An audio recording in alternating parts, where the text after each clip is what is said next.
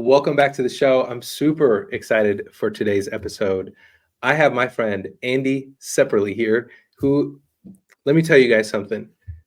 If there's a person that I can point to that I could say, he stuck to the process, this is the man. Andy, thank you so much for joining me. You are now officially an author, consultant, and someone that I look up to because you're resilient, man. You've stuck through this process through thick and thin. And we'll talk about those moments. But I'm excited you're here. I want to let people know about you just a little bit, give them a little bit background of what you do. But I want to share definitely about your amazing book, Tone Setters in the Academy, which I got my signed book from my favorite man. But I've had the privilege and honor of watching Andy go through the writing process, complete his book, put it out into the world. But he had to fight through it. He clawed his way through it. And I want to talk about that today. Andy, welcome to the show, my friend. Hussein, what a beautiful introduction. And thank you so much for hosting me and for having this conversation. You and I go back a number of years when you were working for a publisher, and you were one of the first people that I met when I was going through a book camp, learning how to develop the outline and really think ahead to what I wanted to create. So you are part of the story. I'm so lucky I got to be a part of that story, man. And meeting people like yourself has honestly been like one of those honors in my life that, I find myself going back to it over and over and over again, because it's cool to watch somebody go through the journey that I once went through, of course. But yeah, man, let's talk a little bit about that. You set foot in that writing camp because you had an intention of putting a book together. But can you tell us a little bit about when that idea started brewing and what were your thoughts? Like, what were you trying to do with the book? And how because I know why, but I want you to share what your intentions were behind setting foot in that camp, starting to write your book and kind of claw your way through it a little bit. And I don't mean that in like a negative way, but I mean that in like, look, it's hard to put a book out there. So tell me a little bit about the intentions behind the book and when that kind of started brewing from your work. Hussein, you may recall that I'm a higher education nerd. So I've spent most of my lived experience working for colleges and universities around the United States and around the world. And I love higher education. I love the buzz of a college campus. I love the faculty, the staff, the students, the sense of transformation that is going on for all of these people who connect in a college or university community.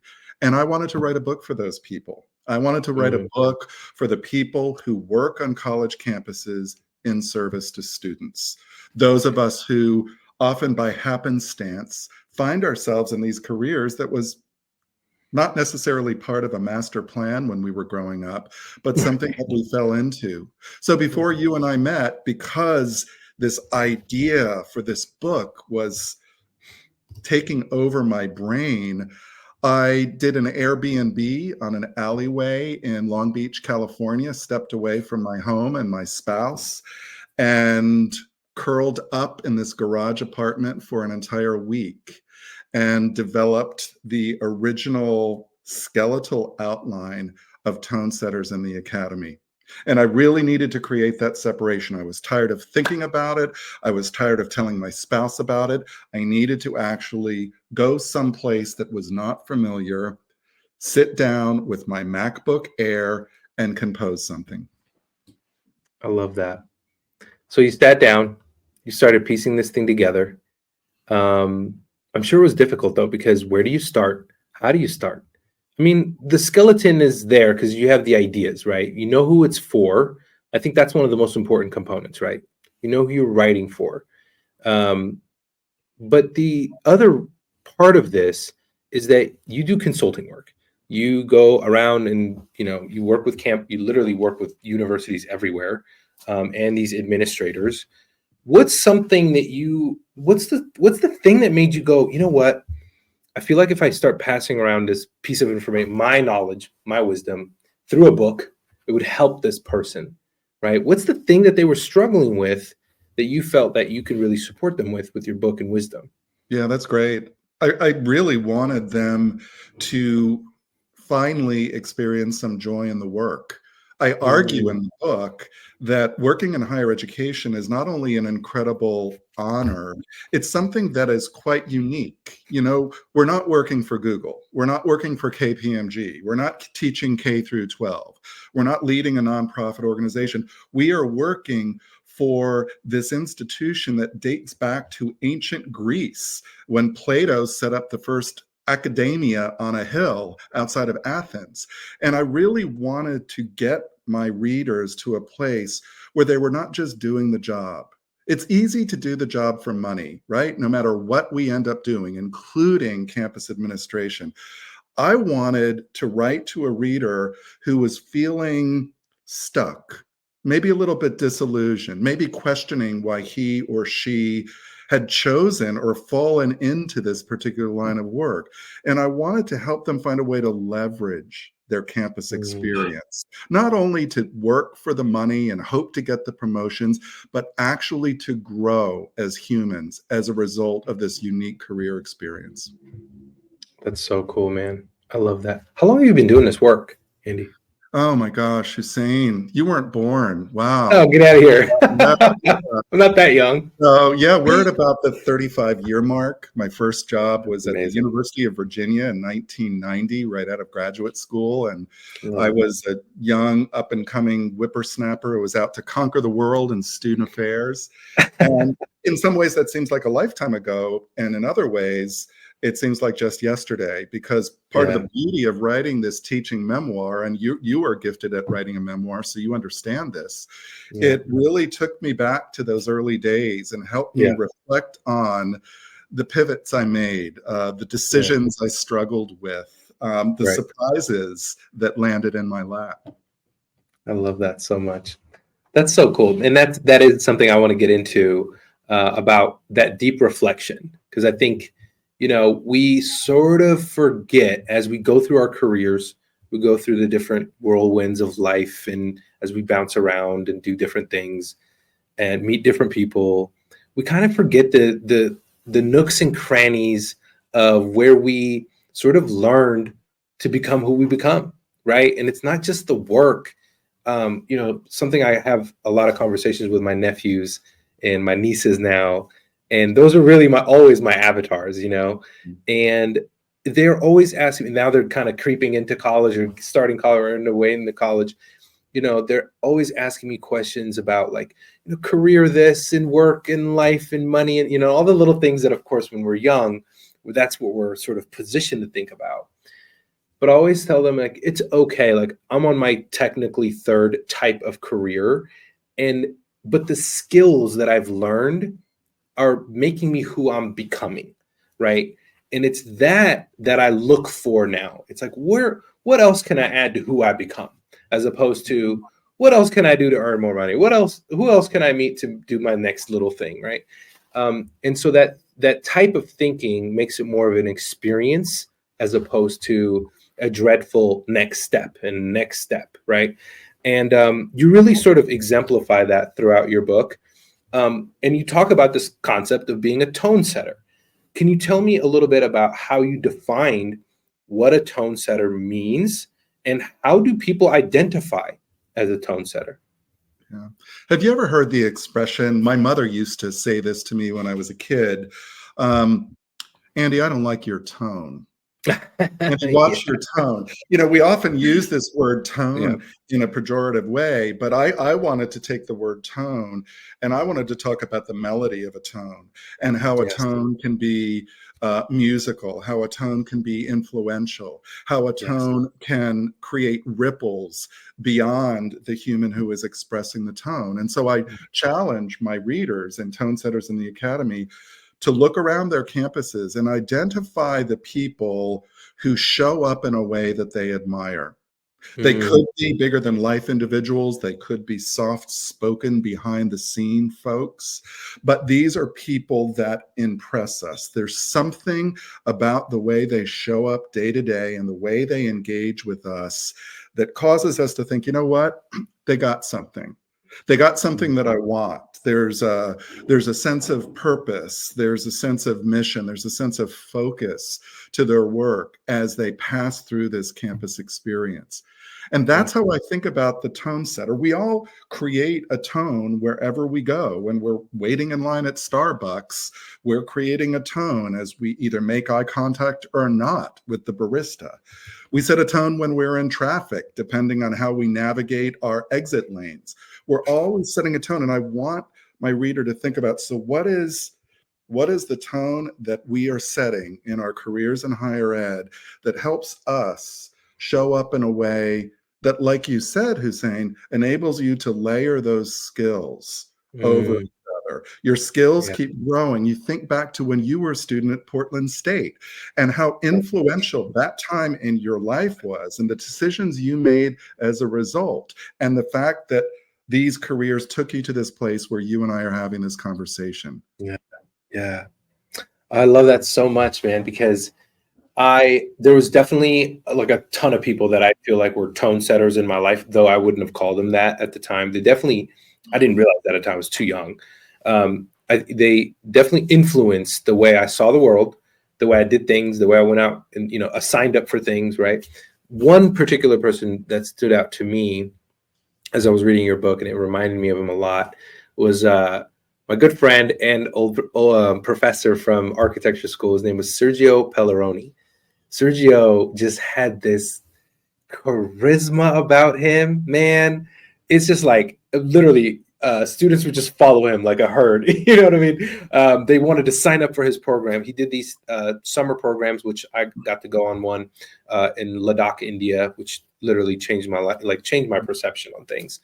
But he did these programs and he just had this nonchalant, like everything's going to work out. He was the teacher that didn't seem stressed out, but he was doing like 100x what I felt like other professors were doing. And the cool thing was he leveraged every student that wanted to work with him. He just gave them a thing to do, gave them that extra responsibility, gave them a project. So, and I just love that because he trusted. And I feel like that's one thing that really stuck with me the most. He trusted your urge to want to do something with your young and sort of ambitious mindset when you're young and, wanting to be an architect. You're going to sign up for doing random things that you would never sign up for otherwise. But he sort of leveraged it and honed it and like sort of gave you a channel to pour that energy into, which I think is what a lot of people loved him for. He was able to connect you. And he really stuck with me. And as a matter of fact, I just reached out to him like about 2 weeks ago. I kind of want to get him on the podcast because he is someone that really he was a tone setter. He changed our architecture program in some way. And they had him, stick around there to improve that influence and make people want to sign up for their program because he was there. And that was just so cool to like have someone who just had an energy about him. And I learned about that energy as I got to know him over time and go to India with him and all these other students.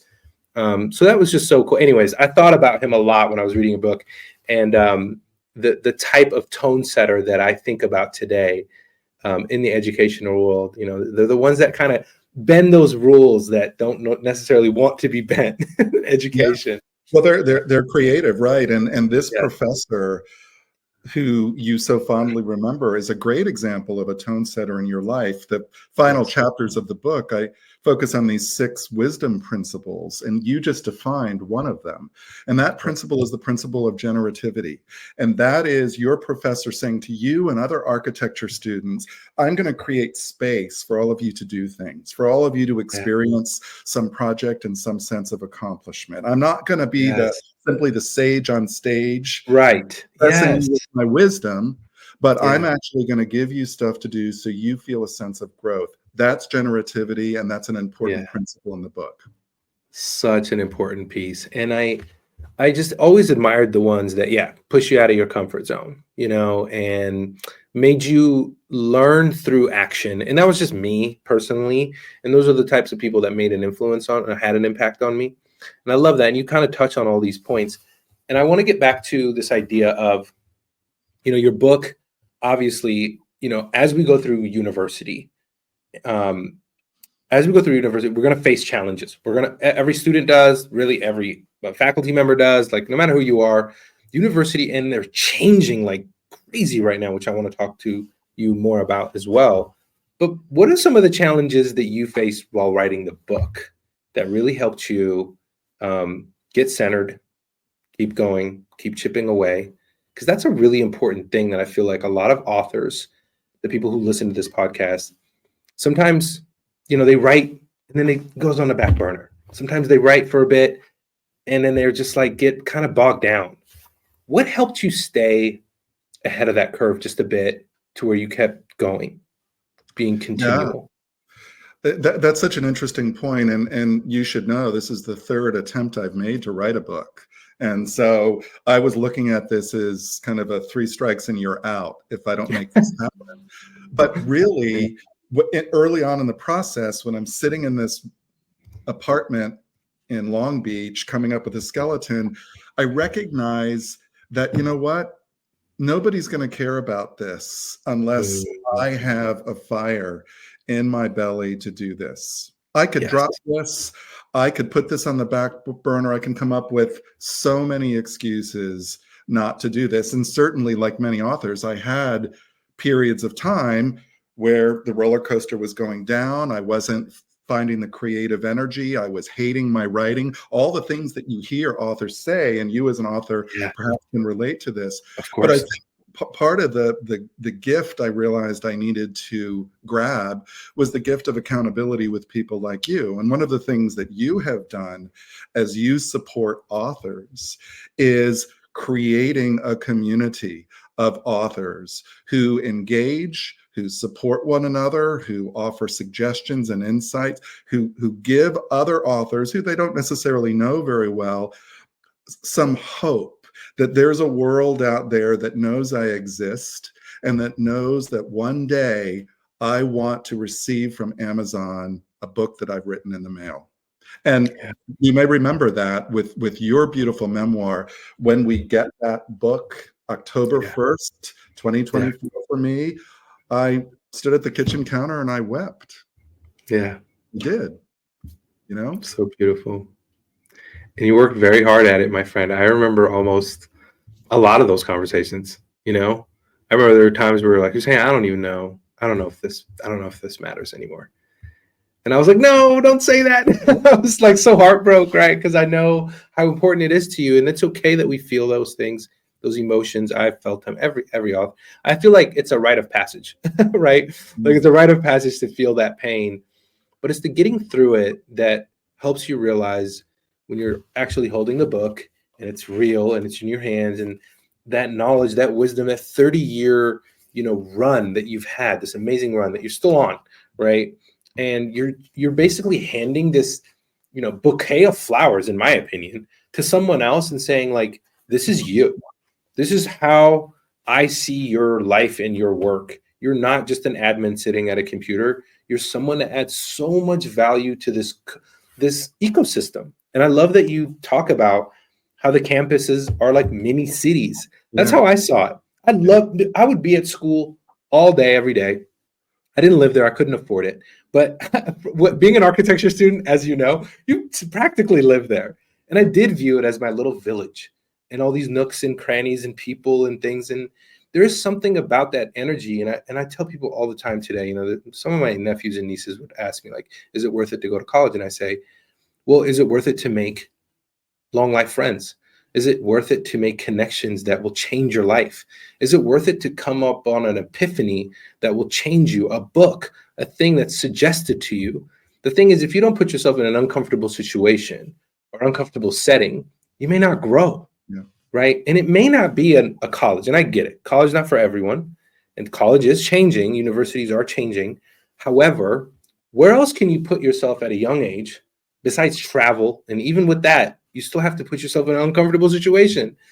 Where else can you put yourself in a situation where you can grow dynamically and where people are really, the tone setters are designed to help you be challenged, to overcome obstacles, Yeah. so that later on, as those obstacles grow, you at least have the tools, connections, and people that can help you get through them. And so, with this idea of how universities are changing, I'm eager to learn about how your set of tone setter friends and yourself are approaching this, with AI, with the cost of university with I've heard that university attendance has gotten lower since COVID.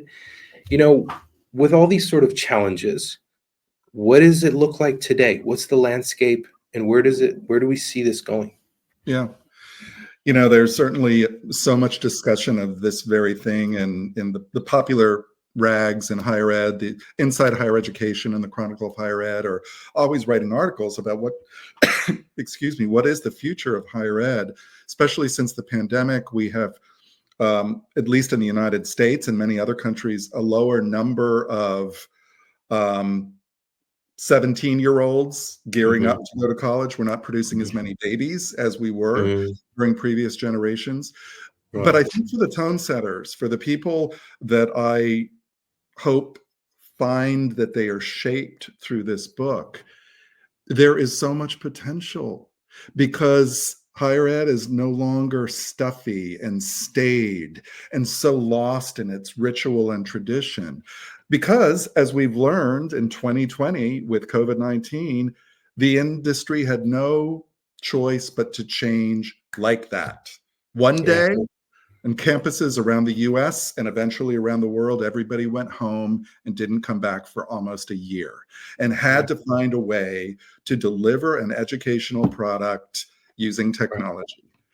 The industry's proved that it can do it. And now it's that messy post-pandemic period where the industry is trying to figure out, so what do we do with this? How do we use AI? How do we use technology? How do we bring technology into the classroom? And how do we create a sense of a vibrant student experience when students may be coming at this education thing from very different vantage points? So like you, Portland State, you didn't live on campus. So you had this experience as an architecture student, but you didn't have an experience as someone living in a residence hall. So what does that mean as we move ahead? For the tone setters, for the people that can deal with the change and the messiness and find the adventure in it, the future is vast. The future is exciting. The future is filled with opportunity. Yes. And for those who want things to remain as maybe they were when they were in college back in the 1970s or 1980s or 1990s, they will find greater difficulty because it's going to keep shifting, and it's going to keep shifting in a more rapid way. Right. Can't remember who said this, but change is the only constant. Right. It sure is. And I feel like at university level, universities, whether it was, like you said, back in Greece or Iraq in the House of Wisdom or Morocco in the ancient times, right, where it's like a place to come gather, to share knowledge, to absorb knowledge, is always changing, is always shifting. It's actually the purpose of change in our communities and societies. We kind of heavily rely on the MITs and the Harvards and the PSU and the whatever to produce the change makers, right? To produce new technology, to produce, whatever it may be, right? All of these things are incubated, these ideas. And so to be anti-change is kind of a weird thing as far as university is concerned, right? I feel like it is the epitome of change, right? And I think obviously with the speed, I think that's the thing that stretches people, right? The speed at which we're changing is what's kind of causing the whiplash. And I understand that. I get that. That's hard to, even in AI in the publishing industry, and I've only been in the publishing industry now like a handful of years, 4 or 5 years, and I've seen how it's wreaking havoc, with people shifting this way or that way. And it's like, well, it's you either embrace it or you don't, but it's here to stay, and it's here for us to figure out how we use it. And that causes ripples, and that's okay. Ripples are there. They're going to cause the change, right? So then, the ripples are there. So the question is, how do we not only intellectualize that, but how do we live those ripples and experience the sense of adventure and exploration? Because as a coach for people who work on college campuses, I not only want them to get the promotion or develop the new program that's on their mind, I actually want them to enjoy what they are spending the bulk of their waking hours doing. I want them to truly understand the value that they are adding, not given how fabulous their PowerPoint slide decks are or their Excel spreadsheets, but Sure. given simply how they arrive and how they are present to the work. So when I think of the tone setters, like your professor and all the people that I name in my book, I think of the people who made an impression on me because there was a sense of satisfaction about them. They Mm, had a hunger, they had a drive, but they also had a real deep sense that they were in the right place at the right time, doing the right thing. And that confidence just kind of exuded from them. I love that so much. You're 100% right. And it's more of like internalizing this lifestyle of this meaningful work and really constant reminder. I feel like that's what your book reminded me of too, is that it's like this is meaningful work. And if you don't remember that, this is the reminder for that. Yeah. And you kind of have this. When I was kind of reading your book, I was swimming back in those college days, and I was like, man, it was so fun. I kind of want to go walk around campus just to walk around campus, you know? And I live down by the U of A, and there's U of times A, where Hannah and I, great it's institution. Yeah. beautiful, Yeah. beautiful. Like it's such a beautiful campus. And every time we'd walk through it, Hannah would be like, "Oh, that's where I did this." There's just so many beautiful memories that a person can create at a campus. And I think Yeah. though our technology may change, but I feel like our human intentions evolve, right? But there's always love, there's always empowerment and inspiration and motivation. That stuff never goes anywhere. It's just how we access those things in our soul, right? So I love that. You totally reminded me of so many amazing stories and things with this incredible book. If you're out there, please, especially if you're in the academia world, oh my God, this is the book for you. I promise it's not going to make you upset. It's a good read through in that it makes me want to keep flipping the pages, Yeah. and it brings back those memories. I promise they're good. They're sweet memories. It'll do the same for you. But not only that, there's an amazing set of actionable things that I walked away with. I'm not even in academia, but I'm like, I can apply some of this to my work in publishing. So I love that. But I do want to end on some personal insights. When someone like reads the book and they're like, "Oh, this is what I needed to hear. This is what I needed to see." What are you hoping that they walk away with? What is that tone set of the admin that they feel like, "Oh, this is the message that I walked away with." What are you hoping they walk away with? A sense of empowerment. I Mm, want them to walk away with something so far removed to the inevitable victimhood that we can sometimes experience in our careers and recognize that there is so much in this work that they do, whatever their role on campus, that they can leverage, that they can use to help them grow, to broaden their influence, and to experience greater fulfillment in their work. So I want them to feel a sense of control that they were lacking before they picked up this book. I love that. Empowerment. All right, my friend. What's one thing that you know from launching your book that you have leaned on, whether it be mailing out your book, getting on podcasts? What's one thing that the book has brought back to you? I know this is kind of a selfish question, but we all want to write books that are empowering and helpful, but maybe they support us and our businesses and our coaching and our consulting, Sure. right? What's one thing that's helped you now that you've written a book that's brought back to you? And it may not be like a direct result of the business, but maybe it's a message or an email that you've gotten back that's really made an impact on you. I just received a beautiful LinkedIn post from a woman at a medical school in Austria who's saying, no idea who this person was. How Somehow she incredible. found it on Amazon, read the book, and wrote this incredibly gorgeous review on LinkedIn before connecting with me. That just happened 3 days ago, and now we're connected, and I'm going to be in Austria next year, and we might do something around the book. So But cool. random things like that was not part of a marketing strategy. I have no idea how this book found its way to this professional. It feels so good. But even more than how it helps my consulting business and how I bake it into my coaching and consulting projects, that's a given. But this enabled me to make sense of my life. And so this Mm. Hussein, and just in admiring your writing and your artistry and your lived experience coming to the United States, I can only imagine for you, when you wrote that book and you published it, how it perhaps helped you sort of connect some dots and more fully Oh, understand an experience that while you were living through, you perhaps did not have the opportunity to reflect upon. So yes. for me, just getting super selfish, this book, even if I just wrote it for myself, has helped me more fully understand the moves I've made, the decisions I've made, and the life I've lived. Wow.